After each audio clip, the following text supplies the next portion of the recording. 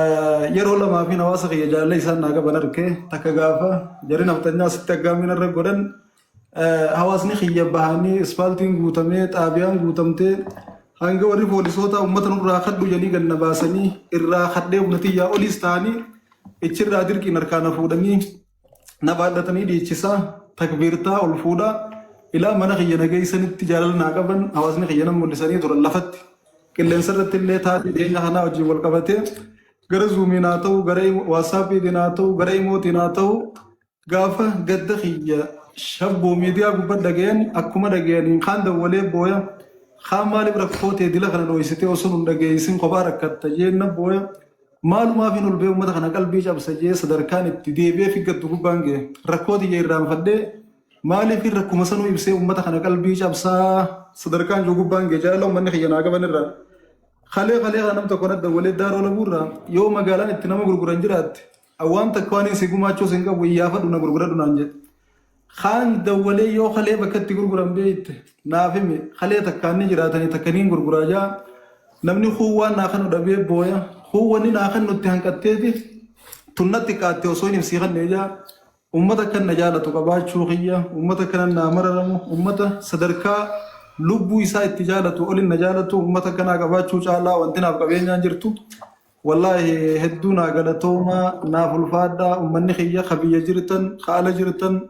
kawaa qabdan kawaan qabne xiqqaa ka guddaa barsiisota barattootaan sheekota darasootaan ilaa sadarkaa obboleessa keenya aslii fi waayillan isaaniitti hundi naa galatoomaa isiniin jechuun barbaada akka sagantaan tiyyatun shabboo miidiyaa gubbatti dhagayamtee rakkoo qabaachuun kiyya hubatamteen obboleeyyan kiyya hedduun akkamitti sagantaa milkooyituu bareedduu takka daleeyne obboleessa keenya kana gargaarsifne akka wani namaatun irraa galtu goone jechuu irratti halkanii guyyaa osoo rafin poostiin haa ta'u beeysa garagaraa waraabuun haa ta'u maxxansa garagaraa maxxansuun haa ta'u barruu garagaraa barreessuun haa ta'u tiktook irratti haa ta'u gara feesbuukaatiin toora hundaan sagalee naa taatanii halkanii guyyaa hirriiba dhabdanii warra obboleessa kiyya maashaallah kunfaan akkasuma fakkaatonni isaanii hedduun hangam takka kana jiran lafoo jiran hangam takka kanarra lafoo jiran wallahi anaatu arkee waan hin juus wallaalee akkaan itti galatoonfadhus jechinatti qaate firraa waa'ee isaanii rabbumaaf dhiisee taa'u jira isin hunda hedduun isin jaaladha hangaan isin jaaladhu olin na jaalachuu keessaniin nan mul'ate rabbii wajjin haa dhiisu obboleeyyaniif isin qabaachuun kiyya anaaf gammachuu guddoodha anaaf qabeenya guddaadha waa'ee kiyyaa himuudhaaf xiqqoonatti ulfaata akkuma obboleessi kiyyaa asliin haasoonsan ani hedduu tiyyarra tanamaan na rakkisa tiyya caalaa tanamaan na yaachisa wallaahi akkuma obboleessi kiyya doktor asliin amma himan kana hojjettoota baankii tokko qofaan isin hima waggaa sadii dura maalleeni baankii irra badee rakkatan karaan deemuu jira ni yaadadha wadaa'ii fi magaalaa ramaa jidduun jira diredhaa irraa ol bee harariin deemuu jira narra dawwalan warra isaanii olii ka isaan hoogganuutu itti dhufee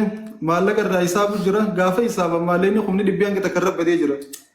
eeysa bade maalleeni janii gaafa gaafatan nigdi baankii irraa nama garan as finne osoo maalleeni isaanii as hin dhufin buuka isaanii irratti barruudhaan qabnee fi as keessatti illee qabnee fi maallaqa isaanii firratti dabarsinee nigdi baankii jiraa jedhin duumaa baaftanii fidinaannan nuu baasuu didanii jedhin maamila keenya nu jalaa fuutan jedhin nuu baasuu didanii sanii maalleenichi jiraa jedhin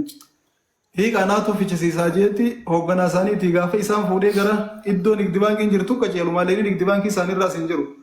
waan akkanaan nu qabate hujii dhabuu deemnaa yaa ustaaz akkam taana rabbiiji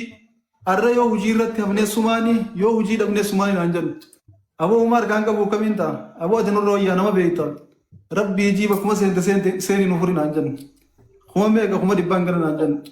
maallaqa san anaaf isaa baqiyya tokko shaamat toofiq laangee tokko wajjin deemu jirra aboo kana jennii kamiin godha jeeniitiin namarraa laalee kuma dhibbaan ga isaan jaansan fuudhee dabarsee fi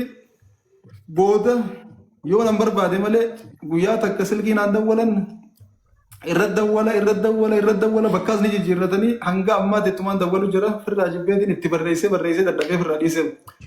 wahuma akkanaa tanan irratti hisaabamee irra hisaabamee na bira waan guddoo ta'e kana qofaa miti nama akkanaa hedduudhaatu jira kana dhufu